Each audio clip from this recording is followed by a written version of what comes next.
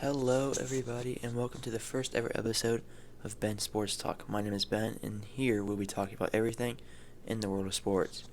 And today, I will be giving you my thoughts on the NFL draft, the NBA playoffs, and my predictions for the MLB season.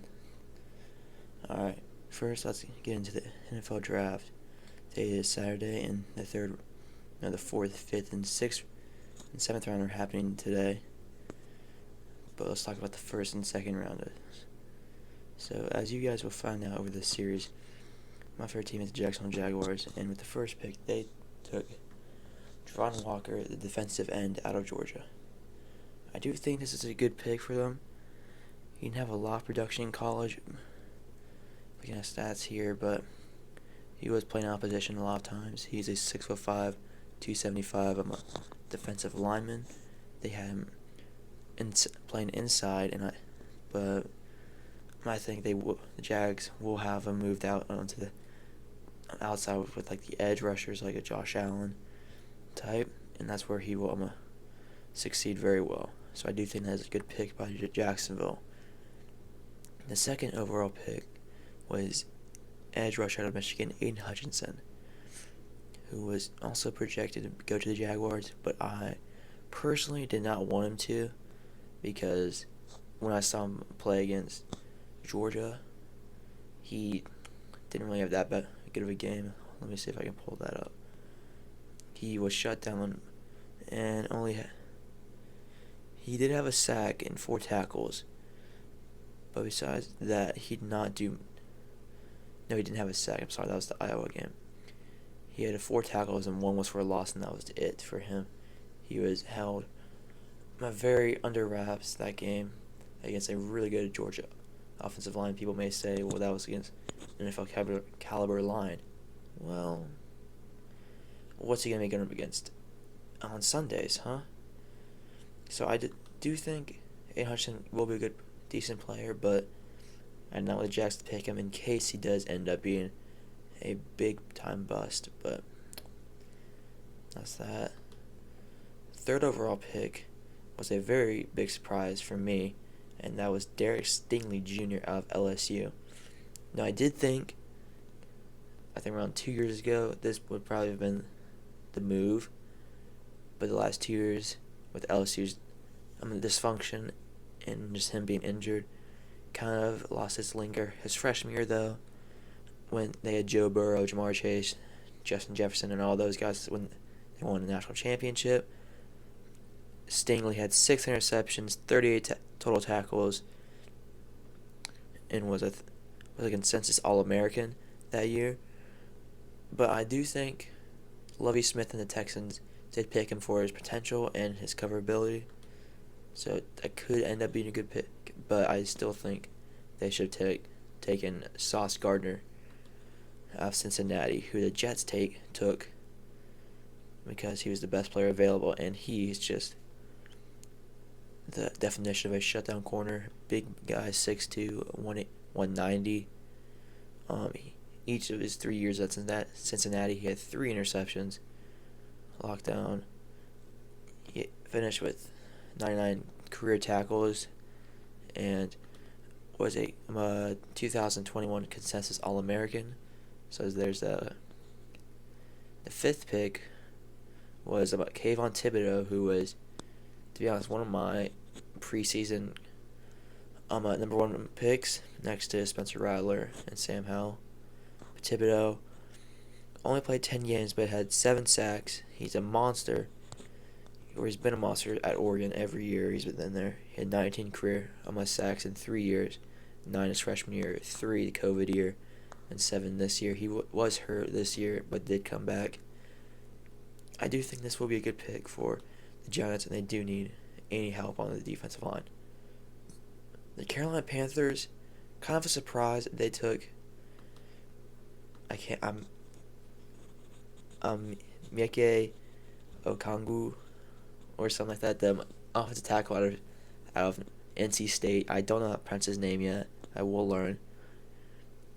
I did have an idea they might have thinking they were going to take Malik Willis or just like a receiver or something. But it looks like they do believe in Sam Darnold for one more year. And yeah, he is pretty good. Offensive tackle prospect. I personally had Evan Neal a bit higher, but yeah, he is going to be a great player, great run blocker. Worked on his passing a lot, so yeah, this will be a pretty good pick. And shore up the line. Next one was Evan Neal out of Alabama, the athletic freak, saying at 6'7", 360, a consensus All-American this year out of Alabama.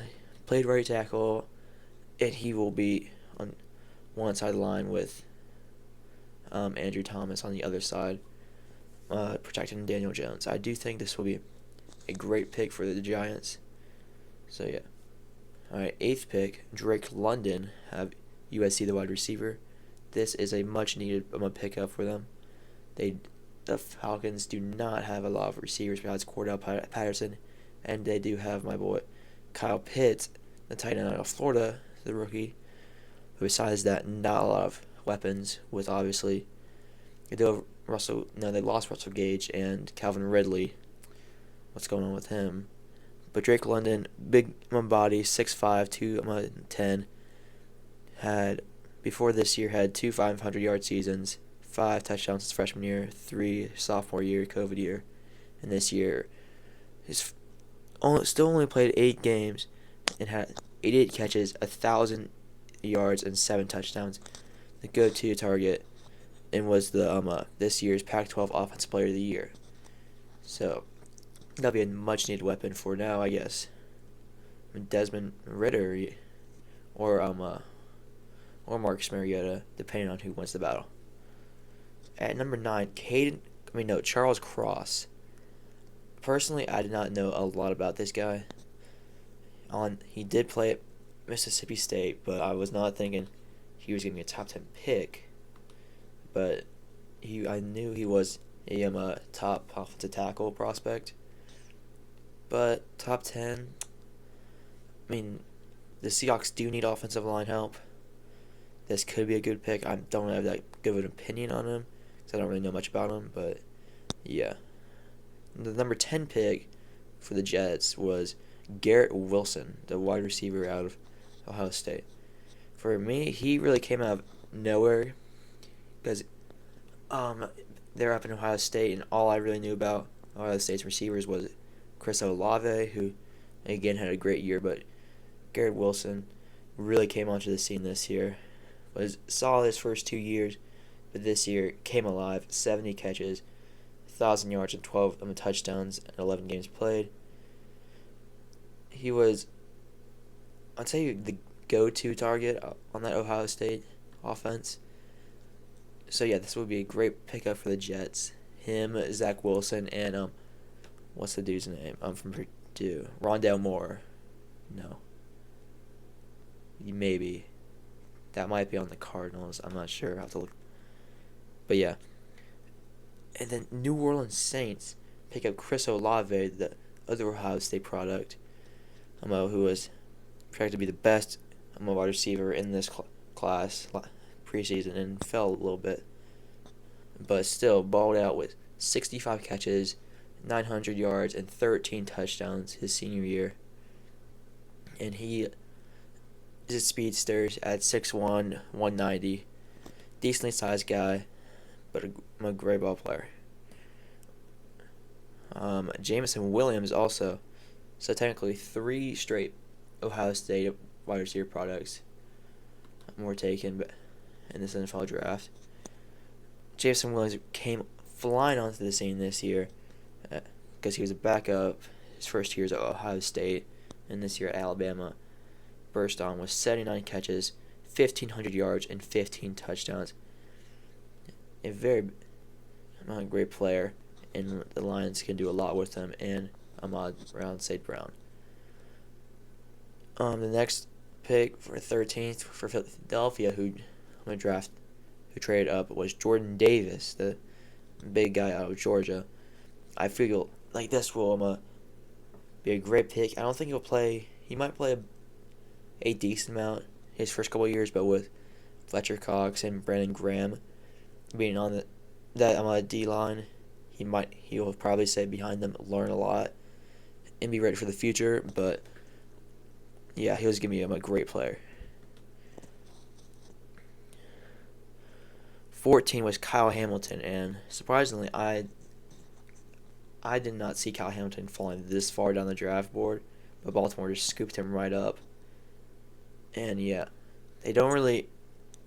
They need DB help somewhat. They do have Marlon Humphrey, but besides that, they do need this. Kyle Hamilton can play all positions in the secondary. Big guy, 6'4", 220. Does have some flaws, but I think he can fix that. I'm gonna get it straightened out. So yeah, Kyle Hamilton, who was thought to be one of the best players in this draft. I feel like he's gonna be a good player for the Ravens.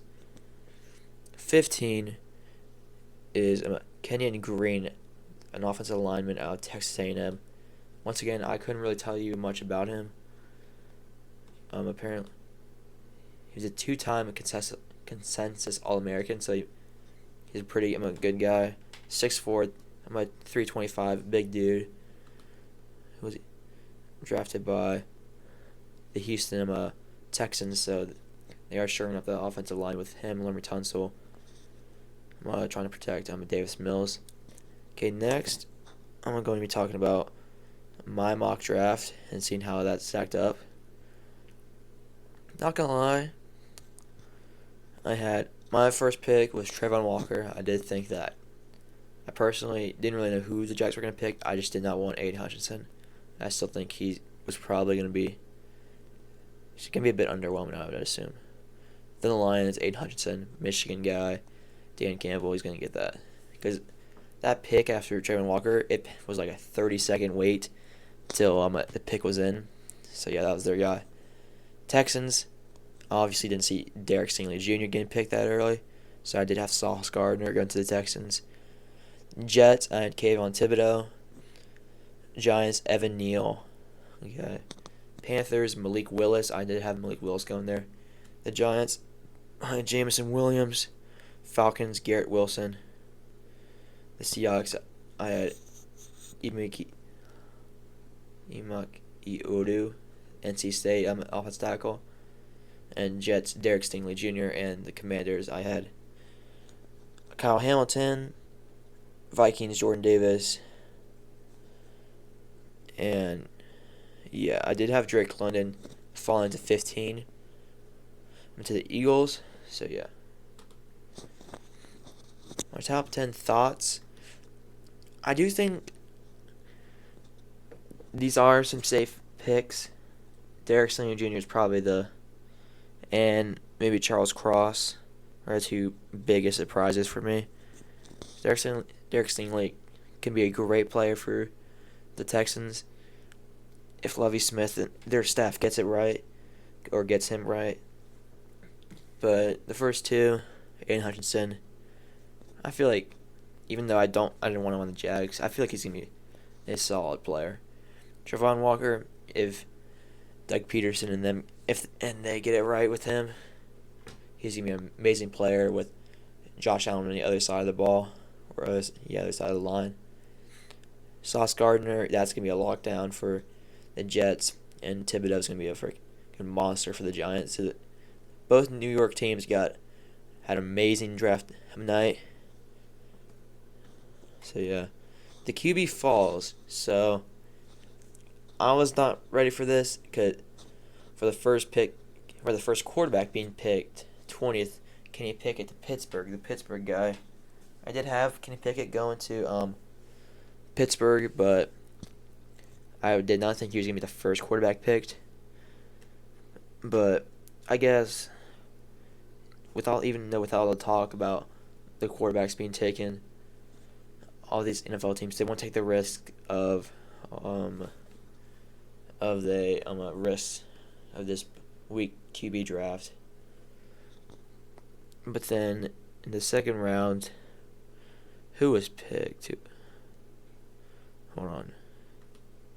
I have it pulled up.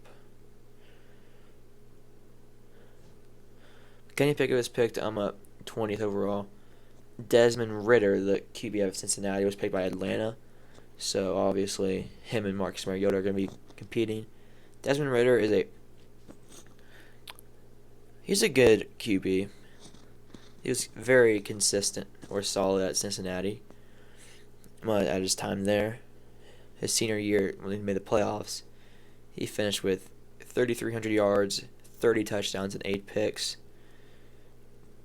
And he was a bit of a runner this past 2 years. His COVID year, he finished with almost 600 yards and 12 touchdowns. And his senior year, 355 and 6 touchdowns.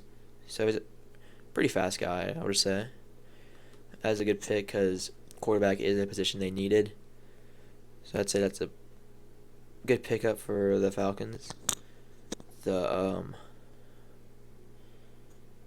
Bleak Willis to the Titans. So that shows that Ryan Tannehill's job is not safe for long there. And I do think that is the right move because watching Tannehill and the Titans in the playoff game against the Bengals was just so hard to watch. I was more mad at the offensive coordinator because, like, the possession before the Titans, I think it was the Titans' last possession before the Evan McPherson field goal. They had like a 3rd and 1, and they went for like a play action pass, which I thought was so stupid. When they have number 22 in the backfield, and no one can stop that guy. That's neither here nor there. That dude got fired, but Ryan Tannehill also had a horrible day. He had like 3 picks. Malik Willis is a guy that is going to come in. He's going to be a bit raw, but he's going to learn behind Tannehill and put a little fire behind Ryan Tannehill. Maybe he comes out and plays like he played in 2019. Who knows? Matt Corral to the Panthers. That is a odd, yet it could be a great move for the Panthers. Corral was. I have some mixed feelings about him because he is the reason why Emory Jones went to Florida. Because Corral was originally committed to Florida but decommitted to Ole Miss, and then that opened up the spot for Emory Jones to come in, which not really a fan of, but Corral, very efficient. He finished 7th in Heisman voting last year, his senior year. He had 3,300 yards, 20 touchdowns, and 5 picks. His senior year or redshirt junior year. But so I guess this also is a QB battle against Sam Darnold. I'm not sure who I would start. Maybe Sam Darnold, but if he, after the first week, if it's horrible, I would probably put in Matt Corral. But yeah, that's it for the NFL draft and everything. But now, the NBA playoffs. I want to point out that I am a Bulls fan, and this was a very fun year for us. The Bulls, they finished 46-36 and lost in 5 to the reigning champs Bucks. We did kind of implode after the All-Star break, so there's that. But we had a lot of injuries. Alex Caruso, when he got almost killed by Grayson Allen. Lonzo Ball hadn't played since I don't even know when. It was he only played 35 games this year for us. So that's he probably got injured when January, February. There was talks that he might been able to come back to play in the playoffs, but didn't happen.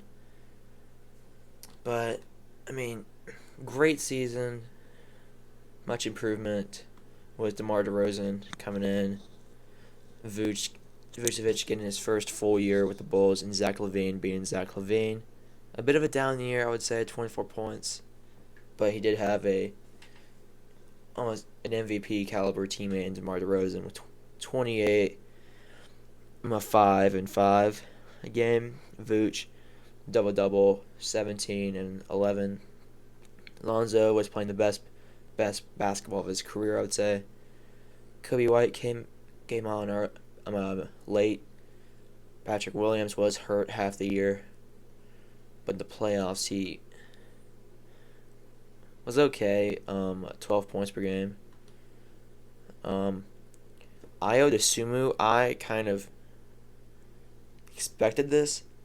He was picked in the second round due to him. I'm not really sure. I think the only reason was because he was a 3-year guy at Illinois.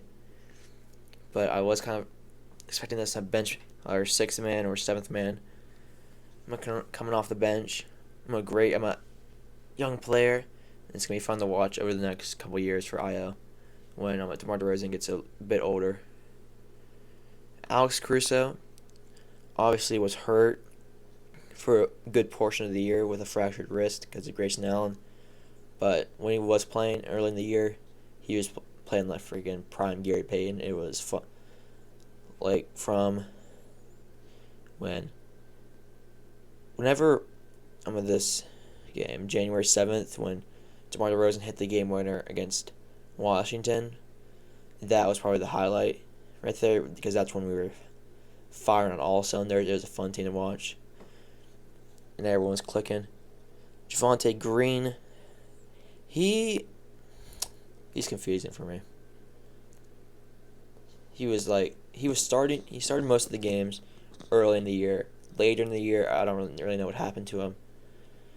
He was kind of playing a bit bad, but he's seems like a good guy to have on the team. Another defensive stopper like Alex Caruso. So I think he's a decently young guy, 28. I think we should bring him back. Tristan Thompson, not a lot of play time. He also did go viral for his workout video where he missed 6 or 7 post hooks in pregame. So there's that, but he was a big defensive stopper for us. Derrick Jones Jr. didn't play a lot, but when he did play, he was all right. Troy Brown, all the same thing with just like Derrick Jones, didn't play a lot, but was okay. That seems to be it for the Bulls.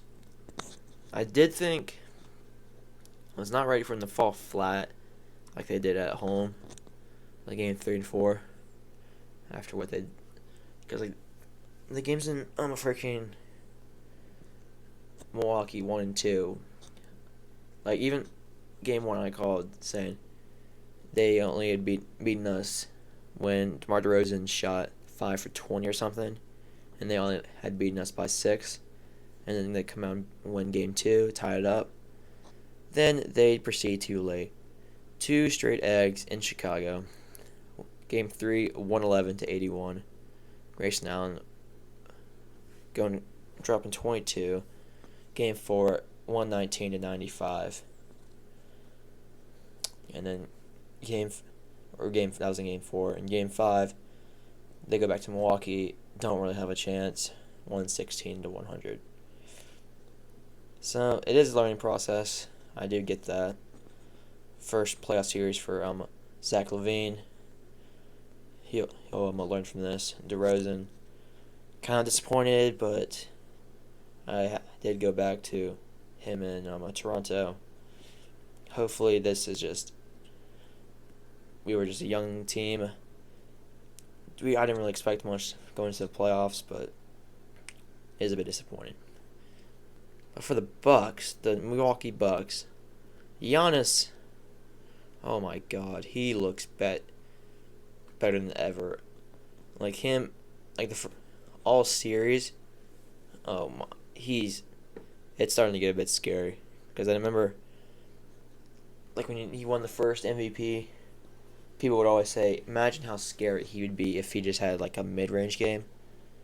Well, now he has that. That's terrifying. Because you could barely stop him, and you knew what he was going to do, and that was just going to drive to the basket and dunk it. And you still couldn't stop it. And now you have to respect his mid-range game. His three-point game, it's still iffy. he's shooting what? That's 29%, but it's getting scary up in Milwaukee. Like, Giannis what? Giannis averaged 28 and 13 and 6 in the opening round against the Bulls. He's up for his third MVP. He's in contention with Jokic and Embiid. I don't think he'll win. I think it is Embiid, and that's a lock. But still, the amount of dominance that he's shown these past 4 or 5 years, it's gonna be. It is fun to watch, but him being in the same division as the Bulls kind of sucks. But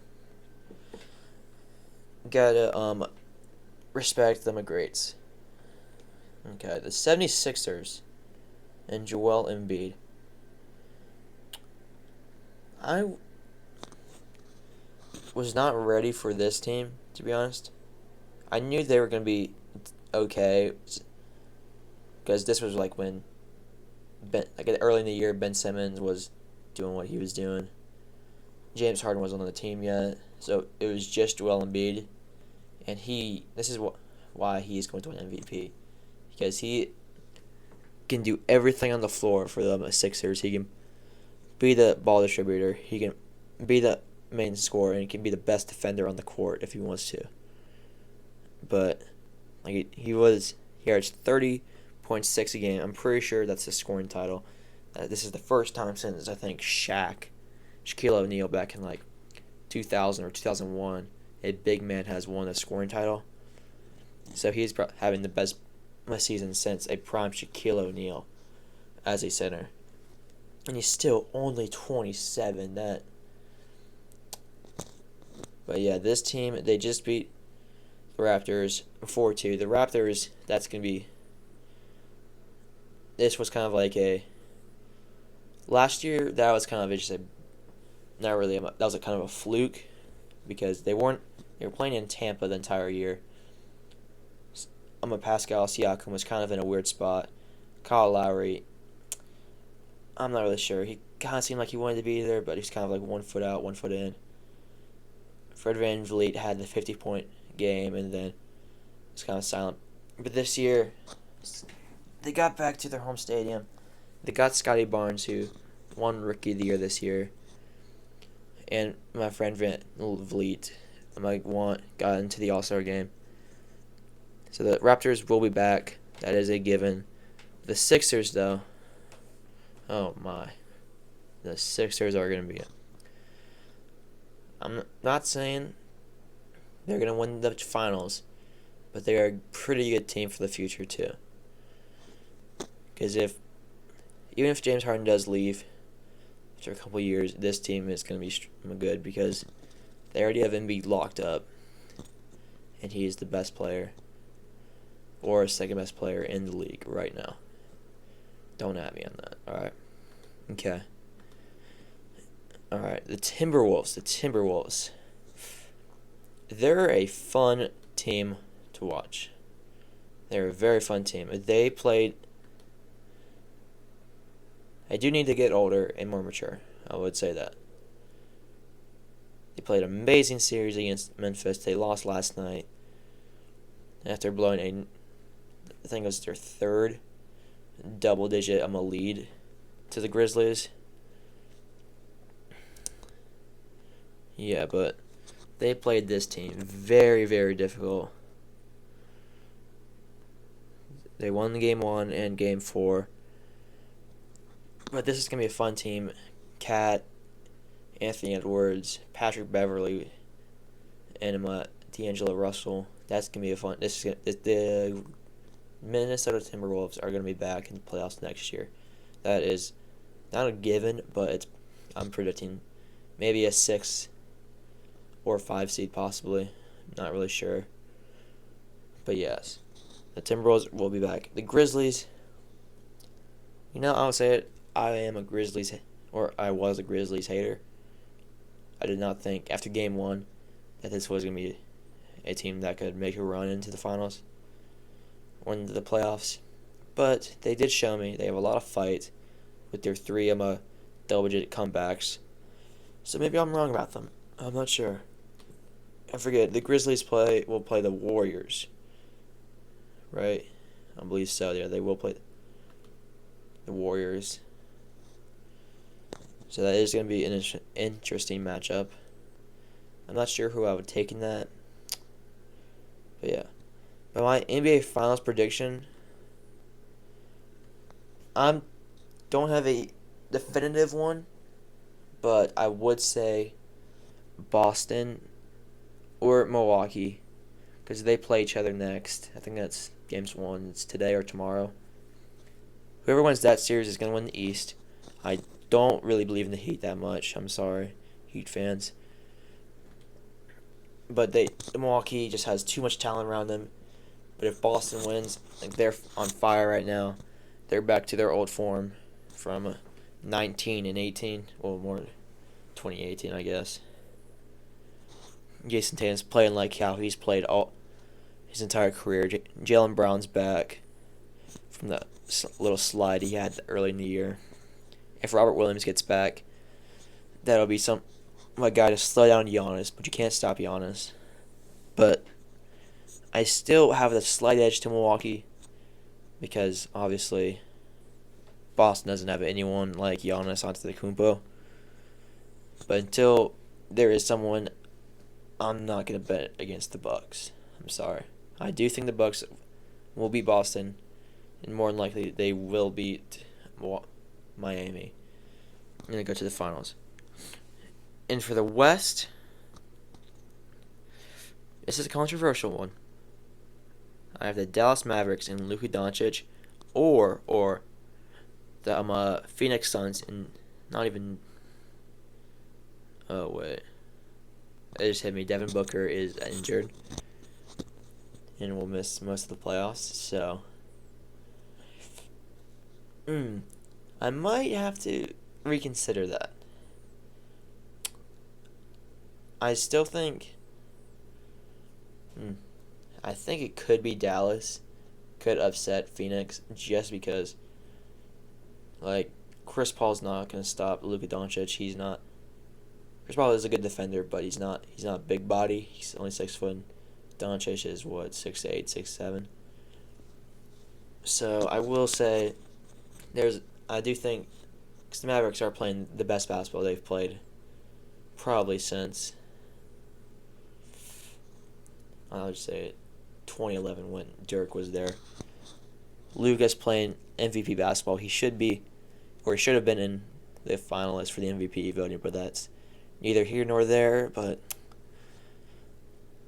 I don't think Memphis has the firepower or the Warriors have the firepower to stop Luka, and the Suns don't have their best scorer on the team with Devin Booker. So my prediction: Milwaukee Bucks versus Dallas Mavericks. Milwaukee will win in six games. Heard it here first, folks. That is my prediction. Milwaukee Bucks will win in 6 over the Dallas Mavericks. Okay, now to switch over to baseball in the MLB. And here are some thoughts I have. I do want to talk about Yelly and Belly, Christian Yelich and Cody Bellinger, who have fallen off a decent bit but are starting to come back on the come up this year. Cody Bellinger, as I say this, Cody Bellinger, he is doing me good again, somewhat. I mean, he's a lot better than what he was last year, which is not that hard to beat, but he has 4 home runs, 8 RBIs, batting .214, .276 on base, .457 slugging, and .733 OPS. Does have a 110 OPS plus, so he is an above average hitter. That's good to hear. In his 2020, he's on par with like his 2020 season when he didn't win MVP, but they won the World Series. I still think he will get back to his 2019 form. He was hurt and just in a bad mental space last year. He's over that. He's healthy, and I'm gonna get his confidence back up, so that's gonna be good. I also do like him because he does share the same birthday as me, July 13th. And he's exactly 10 years older than me. So that was also when I'm looking at him, I get to see how old I've been, 16, which is right now 291 days. Okay. Next, we're going to talk about the other half, Christian Yelich, who wasn't playing that good up until about 2-3 days ago. He was batting under 100, but he did. But I do think he is also going to get back to his form. He also was injured in 2020 and a bit of last year, but also he was just in a horrible slump. But if he can get back to his 2019 form, not even his 2018, and at 2018 he won MVP. 2019 he was gonna win back-to-back if he didn't get hurt. Like he won the Triple Crown, had 44 home runs, 97 RBIs. I would say he was better than Cody Bellinger, who won MVP that year. But one foul ball off the knee can change a lot. But Christian Yelich, I do think he is starting to come back into the face of the Brewers, who are playing amazing this year. They are 14-7, one of the best teams in the NL, one of the best teams in the Central. So I do think they will, both Yelly and Belly, will get back to their forms, or just half of it, where they're an all-star, like all-stars or fringe all-stars, I would say. Okay, also the Mets, who are right now have the best record in the NL, and I'm pretty sure in baseball too, at 15-6. Max Scherzer, the new acquired, leads their team in WAR with 1.1. This team is stacked. They spent a whole lot during the offseason, and the scary part is Jacob deGrom's not even back yet, and they're their best team in the league. Pete Alonso, I was gonna shout out him. He is he's my favorite player that's not a Cubs player. I'll say that. He played at Florida, country boy, only hits on my nukes. He has 4 right now, batting 260 or 259, what do you want to call it. 311 on base, 444 slugging, and 756 OPS, and a 123 OPS plus, which means he is a above average hitter. 2021, I don't really know. He came alive in the second half. I'll tell you that. I'm a big second half. Won the home run derby. His second time in his career. He's gonna win it this year. Also, I'll say that also, because they have to bring him back. He's the defending 2-time champ, because there wasn't a home run derby in 2020. So he's gonna be back and he's gonna win. He's just built for the home run derby. And if he just gets back to his stays consistent with his 2021, and he's gonna be the Mets, and gonna be a great player for a whole long time. I'll tell you that. And also Francisco Lindor, he's turned it back around after. He was decent his halfway after like the second half last year, but he's looking like he was back in Cleveland. 4 home runs, 13 RBIs. I'm a 284 batting average, 366 on base, slugging almost 500 at 494, OPS 859, and OPS plus 155, which is amazing. So he's probably the best bat in the Mets' scary lineup. So that's also Max Scherzer and Chris Bassett and Taylor McGill are pitching amazing. Their records combined are what? 10-1 right now. Yeah, 10-1. Taylor and Max have a sub-2 ERA, and Bassett has a 2.2 5 ERA. They're a scary team. I'm not sure if I want to bet on them to make the World Series, but okay. Also, the Cubs. My favorite team is the Chicago Cubs. They're a odd team because, like, obviously we have Seiya Suzuki, Wilson Contreras, Ian Happ, who's come on late, Keegan Thompson, Nico Hoerner, and that's about it, I would say. There's not really a lot. We could make a surprise, I would say. There's a chance.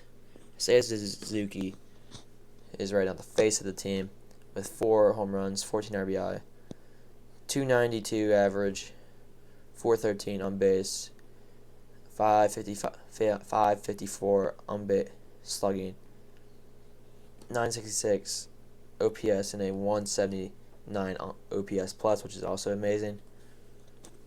But besides that, Ian Happ, he's played decent. He's had amazing on my first series, and this series against the Braves, or this last series against the Braves was pretty good. Patrick Wisdom, after a horrific start, has come back to his last year's form. Marcus Stroman, he's kind of been very disappointing. He's 0-3, 7 ERA. He's not getting a lot of strikeouts. I mean, this team already, with the pitchers they have, don't get a lot of strikeouts. It's more pitch to contact, which I get their philosophy for that. But now, since we've traded the 2016 team away, there's not that great of a defense. Or there's good pieces, but it's not like every player on that team was a Gold Glove caliber player. There's not that anymore. But they haven't changed their ways. They still have Kyle Hendricks, who has never touched 90 in his life. He's pitching okay, I guess. The only dude that's in the starting rotation that's been doing well is Drew Smiley with a 2.75 ERA. But even then, it's not the best. Okay, Vladimir Guerrero Jr. He and Mike Trout are going to win. They might be the first two to win, I don't even say that. I was going to say they might be the first players to win a shared MVP. But I wouldn't say that.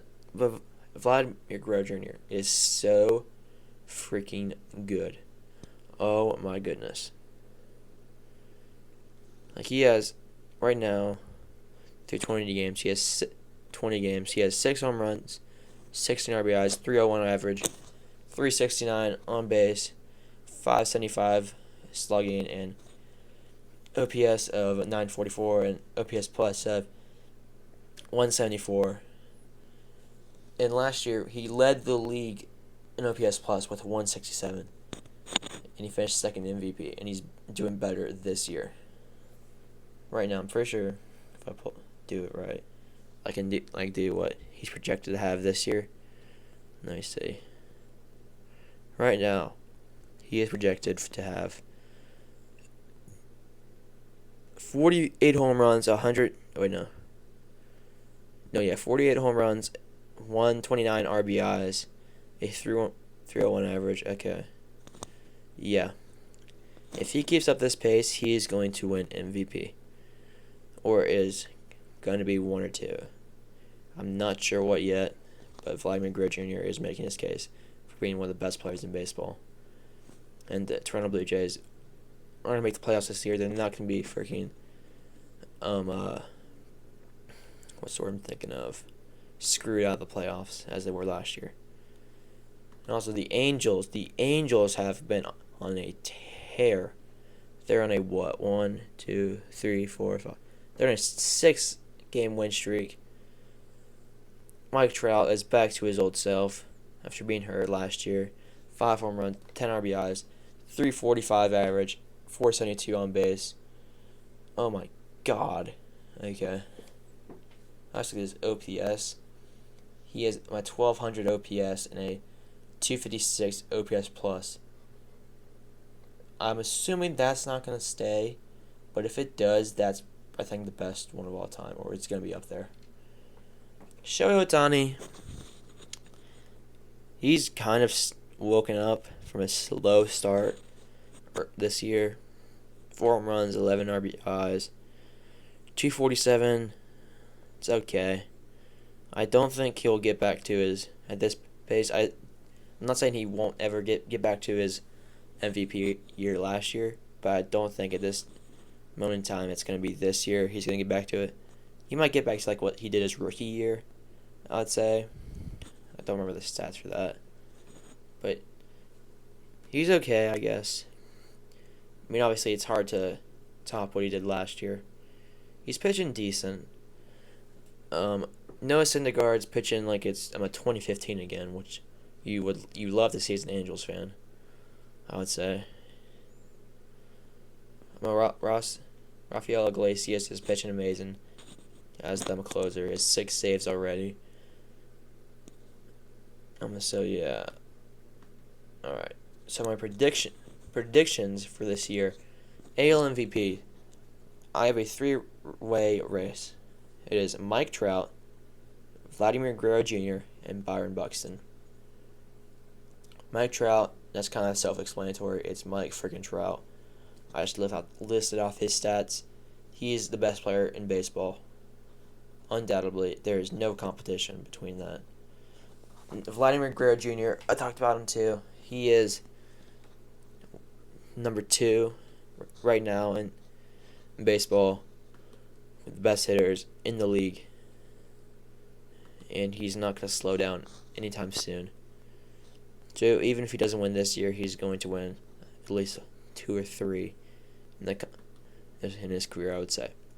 And the third one is Byron Buxton. Now, Buxton, he's been dealt a tough hand, I would say. Like, the most games he's ever played is 140 in his entire career. That's not the best. That's like what you would like. You play 162 games, and that's the only time he's ever played 100 games in his career. But I've seen like the stats where he has last him a full 162 games like combined. He has like 48 home runs and like 120 RBIs and like batting like 300 or like 290 or 280, somewhere around there. That's an MVP year. And if he stays healthy, which I know he can, he's going to win MVP. I know we were saying this same thing last year when he did. One player of the month had like 8 home runs the first week, but then got injured the entire year. Did bounce back, had 19 home runs last year, 32 RBIs in 61 games played. This year, he's played in 13 games, 6 home runs, 11 RBIs, 271 average, 340 on base, 729 slugging, 1,000 OPS, and a 213 OPS plus. And an amazing, also very fast, and amazing defender. So he's probably going to win a Gold Glove this year if he stays. Just gets played 100 games, he's going to win a Gold Glove, I would say. But if he plays like 140 games at this pace, he's going to win, or going to be in contention for MVP. But right now, my prediction is Mike Trout. He is the safe choice.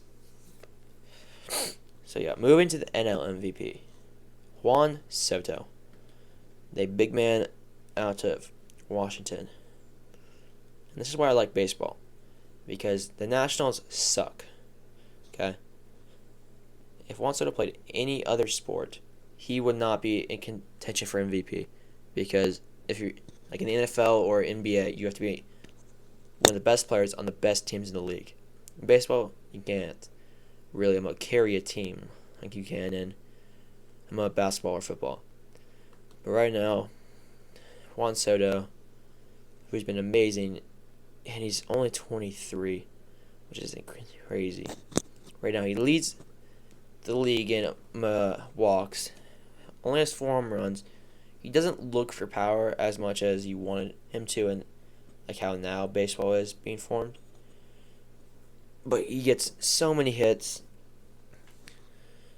He's batting .253 right now, so it's kind of a slow start, but 2020 he batted .351, last year .313. On base he's .423 and slugging is .467. OPS plus is .167, so he is the best player. I'd say he's third in baseball right now. So I do think he is a strong case for MVP this year. He finished, I think it was second. Let me see. Yeah, I believe he finished second in NL MVP this year. Or last year, I mean. Yes. Who did he finish behind? I forget. Who was it? Who finished in front of him? Bryce Harper, that's right, Bryce Harper. He's not on my list, by the way. He is a good player, but I don't think, unless he has what he did last year, and just wait until the second half to come onto the scene, I don't think he'll win. Ronald Acuna Jr., who had his first or second game back from his injury. No, it was his first game back. Right now, he only played one game and he got one hit, but Ronald Acuna Jr. is a top 5 player in the MLB. He almost had a 40-40 season in 2019 with 37 stolen bases and 41 home runs. But like last year before he tore his ACL, what was he on pace for? Let me look that up. Because he had 24 home runs in June. Think about that. In June, okay? He was on pace for 47 home runs, 102 RBIs, 248 average, 394 on base. That's MVP right there. Bryce Harper is not touching that. Okay? So if Ronald Acuna gets back to that, which I know he can, and it looks like he's going to, he is going to be in contention for NL MVP. Third, this one is kind of biased, but I do have some truth to it. Seiya Suzuki, the newly acquired outfielder for the Cubs of Japan. He can do it, I think. It's a very long shot, but one, he'll get votes because of his popularity. 2, because he's good. And 3, just because of the story. Like, MVP voters like a story. So, like, we'll say, batting .292, on base .413, 4 home runs, 14 RBIs. I'll say this, if the Cubs make the playoffs or make it if they're 1 to 2 games back in the wild card, I think he'll be like a top 3 MVP voting. Do I really think he will? No. Can he? Yes. Yes, he can. He has the potential to do that. But that's my MVP voting. Cy Young, AL, I have Garrett Cole. It's kind of looking a bit rough, but, I think he can turn it around with the Yankees. But yeah, Garrett Cole and Robbie Ray. Could he make it back-to-back in Seattle? I think he can. He's pitching pretty good for the Mariners. So those are my 2 Cy Young contenders. I think if it comes down to those 2, it'd probably be Robbie Ray.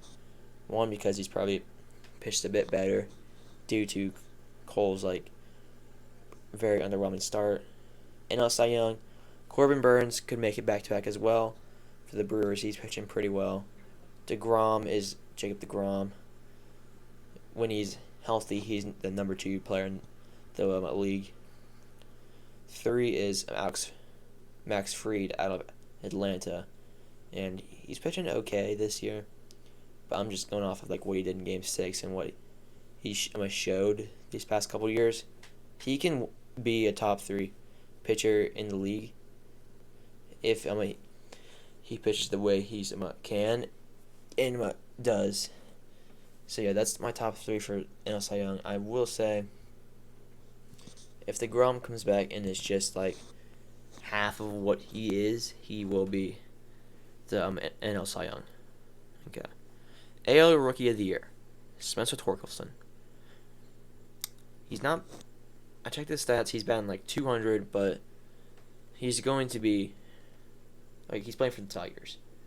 The Tigers don't really have a lot of pieces. It's kind of just like a Miguel Cabrera retirement tour thing.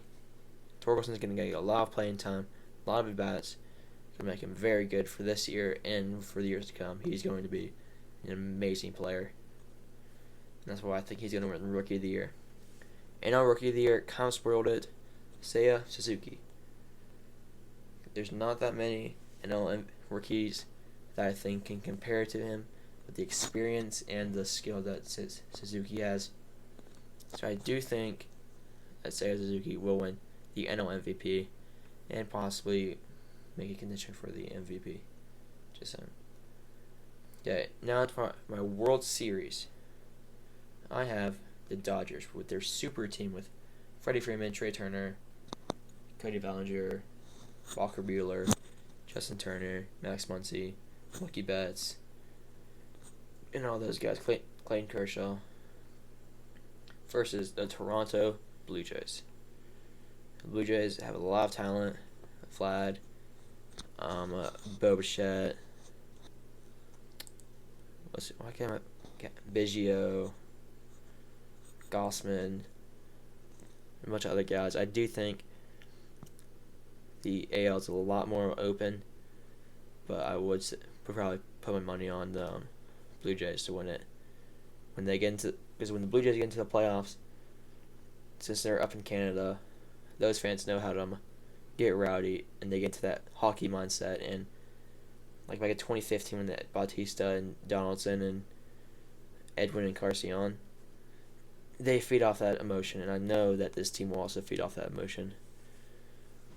Oh, and George Springer, that's another piece for the Blue Jays. So this team will feed off that and probably make a run. But the Dodgers, I don't see anyone that can beat them. I'm sorry. Like, there's a case, you can make a case for everyone on their starting lineup and some bench bats to make an all-star team. Like, they're that stacked. I don't know where or how they have that much money to spend, but they do. And you either can pout about it or just embrace it and just accept that this is one of the best teams to ever walk the planet. So yeah, that's my predictions for the MLB, NBA, and NFL draft takes or thoughts. Let me know how you thought about this episode. This was pretty fun to make. It's gonna be fun to see what this channel turns into. And as always, I'll see you guys next time.